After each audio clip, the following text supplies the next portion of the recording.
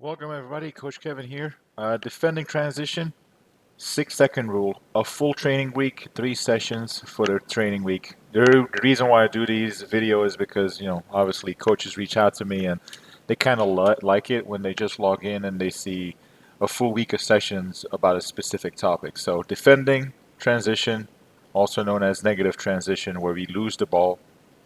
6 second rule specifically, so that's our sub principle. I'm going to show you guys 3 sessions. Week Session number one, small sided game, where we basically, it's a big, like a 5v5. You can also do 4v4. It's a high intensity soccer activity. You can do all the way from 4v4, 5v5 to 6v6. You can include your goalkeeper or goalkeepers, plural. We're going to focus on pressing triggers, bad touch, poor pass, could be a chip pass, could be the pace, the weight of the pass could be wrong. The body shape of the defender or the attacker receiving the ball could be wrong. So you want to press with high intensity and a first touch pressure. You can focus on defending as a unit, not individually. So 2 players, 3 players, etc. So the 6 second rule is very important when you guys are counter pressing. Basically, you can count out loud, 1, 2, 3. So you really want to see and emphasize the high intensity of the press. So this is kind of what the session looks like. It's basically you can do 5 passes before you can finish, but basically you never really get to that point. So we also encourage when you win the ball to not just shoot right off the bat. So 5 passes is kind of like I'm not going to say a limit, but it actually helps the players to understand the topic and the coaching points that we're actually trying to implement here for this session. But regardless, if they can connect 5 passes, they're allowed to finish on the goal or mini goal or big goals, etc. So I also added a progression where you can have, I call it release player. So in this case, I included the winger who can just drop outside as a release player and not be pressed. So that kind of gives the team that just won the ball time to actually go into their attacking team shape and encourages the white team to, press even harder. So this is what that is. The release player goes outside to relieve the pressure centrally because obviously you have a lot of people in the central channel here.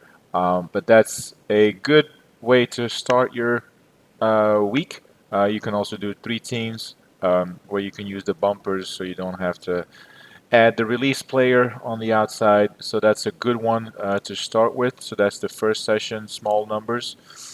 Session number two is typically we have a half field space or even more, so basically expanded numbers. This is a game tactical situation where in a central area you try to mimic a game realistic scenario where it's basically a 3v3, typically a triangle in midfield versus a triangle in midfield. It's a 3v3 possession, and when they lose the ball, obviously the attackers are passing the ball to their number 9, which is a 3v2 situation or 2v3 situation for the defenders.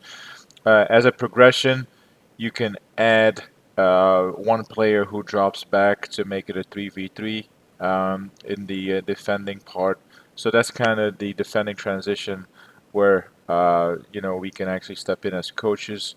So I'll just let it run over here. So this is a 3v3 situation. Red wins the ball. The first pass is to their forward number 9, which is a sub-principle of an attacking transition, obviously. And then they see the 3v2 or 2v3 situation here with the defenders. So obviously you can coach your defenders, the white team, on their compactness, communication, etc., along with the goalkeeper, because it is a unit.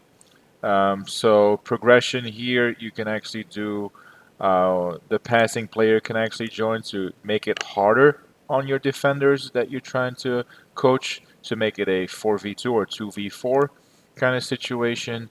Um, Obviously, overlapping with this principle, you can also add 1 or 2 players of the team that just lost possession in the middle of the field to make it even not harder but easier for the defenders to actually win the ball back. So it's a 3v3. You just let it play a 2v3 in transition. You see how your defenders do, if they can manage that situation. If they can manage that situation, you let the passing player join to make it a 2v4, which makes it harder for your defenders. At that point, they should experience some difficulties to win the ball back. At that point, you can actually have a progression where one player of the team that just lost possession in the middle of the field can join the defending to make it a 3v4 situation again, which is very similar to what we had. If they did not experience any issues with a 2v3 here, a 3v4 will make it even will make it slightly easier for them. So a lot of flexibility, and a lot of adjustments that you can do to actually trigger your players as well. So that's session number 2, bigger field. Session number 3 is a 3-team rotation, but with a goalkeeper as a target, where we basically focus on the defending team shape and the attacking team shape, and obviously the high intensity of the press as well. So again, the 6-second rule is still there in this case. So it's a 5v5, 6v6, whatever you want, plus your goalkeeper in the end zone. I chose for the purple players to be my core players, your 2 center backs, and then your triangle in midfield, and then the rotating in, out, breathing, like defending, attacking team shape players are all the rest. So you can improve your team shape in possession, you can improve your team shape defending, you can enhance your pressing triggers and reactions after losing the ball, you can develop quick transition in this field space as well. So, how quickly can you counter press after losing possession? And obviously, the neutral players, they can help you maintain possession and break through pressure. This is an activity that Vincent Company does a lot at Bayern Munich. So let me just let it play here. Right. Oh, this is the end, so I'll just reset it. So this is a 5v5 plus 5. So white team is pressuring, right? Red team are bumpers. Red team loses the ball.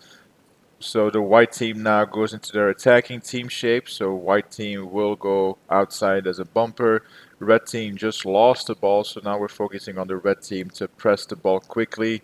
Again, with the 6-second rule in mind. Obviously, your purple team are neutral, so they're going to stay there. This is an expansion of that. So after they connect 5 passes, they can look for the goalkeeper as a target player. If you see that the 5 passing string is hit very consistently, you can go to 7 passes before you can look for your goalkeeper. You go from 5 to 7 to 10, depending on the complexity and how easy or how hard it is. But again, very good activity. Also high intensity. You're gonna mimic that real game-like scenario and the defending transition that you're actually looking for, because there's going to be a lot of turnovers at that point.